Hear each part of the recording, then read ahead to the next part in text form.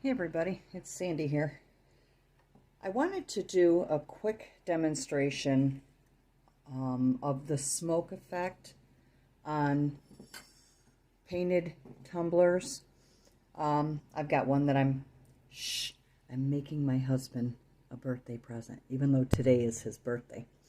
But I want to do the smoke effect on my tumbler, and it occurs to me that there are always new people trying the whole tumbler world out, and I've seen that some people still aren't sure how to do it. So I'm going to go ahead and get started, and I'm going to show you. Ooh, that one wanted to pop. This was shared to me by my bonus daughter, and I was using a knife before because that's what I had seen done, but I have these forks that I have bent up and beaten up. I went through a jewelry phase where I used flatware, and I would heat them up and I would bend them where I wanted them and hammer them out and all that. But I have ones that I just couldn't use. So I dug some out. I have used one of them, but I wanted to, and I'll show you that, but I also wanted to show you that I have different shaped ones. And this actually lends itself to a better trail of smoke. And I wanted you to be able to see it. Let me see if I can get my rest here. Oopsie poopsie. There, let's see. Let's see how we get going. How it's too covered. That one's just not going to cut it. Let's see. Oh, there we go. We started getting some.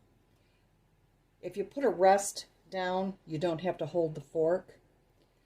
And this one's not going to cooperate for me. That's okay. I'm going to put a different one in there, and we'll try out one of the newer ones. Ah, there you go. You see the smoke right away. I hope you can see that. And I am going to hold my tumbler over it. And because it sends up different trails with a fork than it does the knife, you can get some pretty cool effects on your tumbler. And I just figured I might as well share this. I've responded to some people about it, but sometimes seeing it in motion actually says more than the written word. So, and you don't have to hold it if you have a prop for the fork, which is kind of nice. Then you can control your tumbler without having to take care of, 2-3 things at once. Wondering, if your fork is over your fire the way it needs to be. And this candle that I'm burning it from, that I'm doing the smoke from, is actually, it's a citronella candle that my bonus daughter made. And it seems to do a really nice job, and it smells kind of nice. I'm liking it. But this gives me much better control of my tumbler as I'm doing the technique. I can actually look to see where I'm holding it and what's going on and where I need more. So if you're wondering of a different way, this is it. It really does a beautiful job. And I think I might have already spent that other fork. I mean, I've used it several times. I do this technique more than I ever thought I would. But this just was a game changer for me.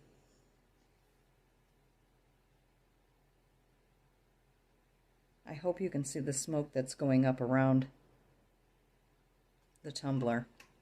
And the bottom has already got a nice little design on it.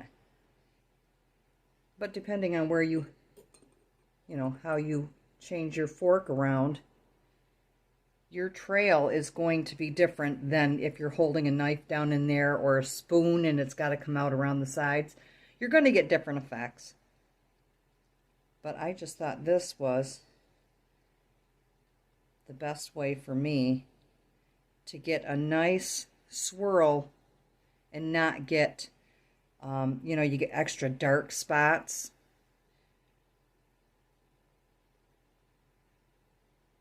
If you've done it, if you haven't ever done it, you got to try it because it really does lend itself to some really pretty designs. And I've also done this on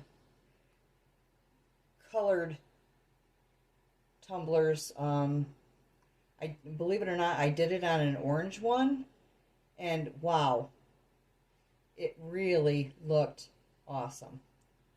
So don't be afraid to use different colored tumblers. You don't have to do it all on white. And the pastels are going to show up more, of course, but even a darker orange allows the smoke effect to show up. And then when it's resined, it shows up even more. So there we have it. Can you see that? It almost blends into my work surface. I see a couple more spots that I want to hit. I'm going to try to move this back without it falling into there. You also want to make sure that your wick is longer. You don't want a short wick for this. It doesn't allow for as much smoke. Yeah, we've got some good smoke coming up off of there now. I hope you can see it. There. I think I'm satisfied with this. Let's see if I can get some longer trails too. I love how it comes up off the, it clings onto the cup, and then as you turn it, you see it come up off the cup. There. And I will be doing a video of what I'm doing with this tumbler, but that'll be coming soon. So if you want to be able to see this entire tumbler come to fruition, give me a like, subscribe if you wanna, and you'll be notified when the other part of this comes out. And that's all I have to say about that. So thanks for clicking on my video, and I hope to see you when the next part of this tumbler tutorial comes out. Toodles!